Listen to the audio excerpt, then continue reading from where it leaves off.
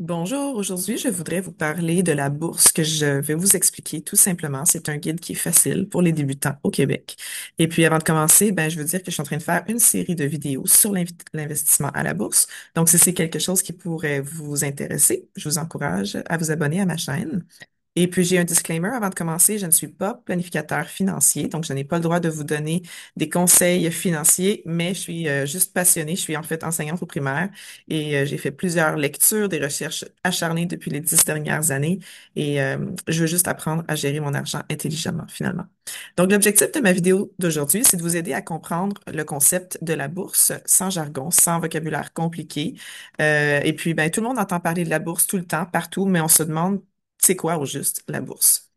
Alors, définition simple, la bourse, c'est un marché où on achète et où on vend des parts d'entreprise. Donc, c'est exactement comme si on allait dans un marché pour acheter des fruits et des légumes, sauf qu'au lieu d'acheter des produits, on achète des parts d'entreprise. Donc, quand on achète des actions à la bourse, on devient propriétaire de très petites parties de l'entreprise, ce qu'on appelle des actions. Donc, qui y participe? Il y a des investisseurs, des individuels, donc comme vous et moi. Il y a aussi des entreprises qui participent et il y a des fonds. Donc, un fonds, qu'est-ce que c'est? C'est en fait des sommes d'argent de plusieurs investisseurs ou de plusieurs entreprises qui sont mises en commun, puis qui sont gérées par un gestionnaire de fonds. Ce qui veut dire que s'il y a un gestionnaire pour le fonds, le gestionnaire se prend une cote, donc il faut payer des frais de gestion pour faire partie de ce fonds. Pourquoi les entreprises y vont à la bourse? Principalement pour lever des fonds. On pense par exemple à Apple, Shopify, on pense à Tesla, mais là, dernièrement, il y a quelques semaines, quelques mois, Tesla avait énormément baissé de valeur. En fait, les actions de Tesla avaient énormément baissé de valeur parce que plus personne ne voulait acheter les actions de Tesla. Il y a beaucoup de gens qui boycottaient Tesla. Donc, c'est l'offre et la demande. Si une action est très, très, très en demande, elle va valoir très cher. Si l'action est moins en demande, donc dans le cas de Tesla, boycotté, l'action a énormément perdu de valeur. Les entreprises lèvent des fonds à la bourse principalement justement en émettant des nouvelles actions. C'est une opération qui s'appelle l'introduction en bourse ou bien IPO, justement en jargon. Et puis les entreprises vont vendre des parts de leur entreprise à des investisseurs justement pour obtenir des liquidités. Donc plus l'action vaut cher, plus l'entreprise obtient des liquidités. Comment les investisseurs gagnent de l'argent? Ça, c'est la partie qui nous intéresse le plus, principalement de deux façons. On pourrait récolter des dividendes. Donc, des dividendes, c'est quand les entreprises distribuent des parts de leurs bénéfices à leurs investisseurs. Et puis, l'autre façon de faire de l'argent, c'est justement avec l'appréciation du prix des actions. Donc, plus l'entreprise est en demande, plus les gens veulent acheter des actions, plus le prix de l'action vaut cher. Et là, si vous aviez, par exemple, acheté une action qui coûtait 20 dollars et qu'elle a pris beaucoup de valeur, qu'elle a peut-être doublé, elle est rendue à 40 dollars par action, ben là, pour chaque action que vous avez achetée, vous avez une augmentation de valeur de 20 dollars, mais vous n'avez pas cet argent-là dans vos poches tant que vous n'avez pas vendu vos actions.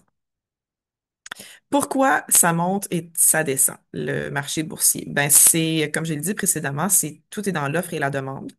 Et puis, c'est beaucoup aussi les émotions du marché. À chaque fois qu'il y a des nouvelles politiques, ça peut faire monter, descendre le marché. Donc, tout le monde est très, très sensible.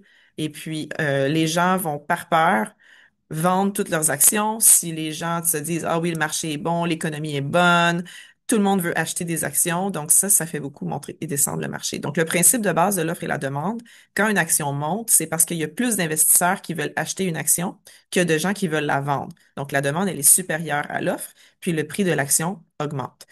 Au contraire, le prix de l'action descend lorsque plus d'investisseurs veulent vendre une action que d'acheteurs potentiels. Donc, l'offre est supérieure à la demande et puis le prix de l'action est à la baisse. Ce que ce n'est pas la bourse, ce n'est pas un casino. Donc, si on a une bonne stratégie à long terme, nos gains futurs on pourrait être en très, très bonne posture. C'est un investissement qui est assez sécuritaire. Évidemment, il y en a des gens qui vont gambler à la bourse en achetant des actions qu'ils ne connaissent pas, des entreprises qui sont fragiles. Il y en a qui seront plus ou moins d'accord avec moi, mais tout ce qui est la crypto-monnaie, pour moi, personnellement, c'est du casino. Il y a des gens qui font des gros gains, mais je pense qu'ils prennent aussi des gros risques. Mais je ne m'y connais pas beaucoup en crypto, donc certains diront peut-être dans les commentaires, vont me dire non, au contraire, c'est très, très safe, la crypto, peut-être. Je ne m'y connais pas beaucoup. Et une autre chose, la bourse, que ce n'est pas pour s'enrichir vite. Donc, si vous avez une stratégie à long terme pour acheter des compagnies solides, on ne s'enrichit pas vite. C'est en fait, ça peut prendre 20, 30, 40, 50 ans pour, ça s'appelle les intérêts composés. En fait, c'est la magie des intérêts composés. Et ça peut être très, très, très puissant. Il y en a des gens qui vont s'enrichir vite à la bourse. Par exemple, ceux qui ont investi dans le Bitcoin, euh, ils ont pris aussi un très gros risque. Donc, très gros risque, très gros gain.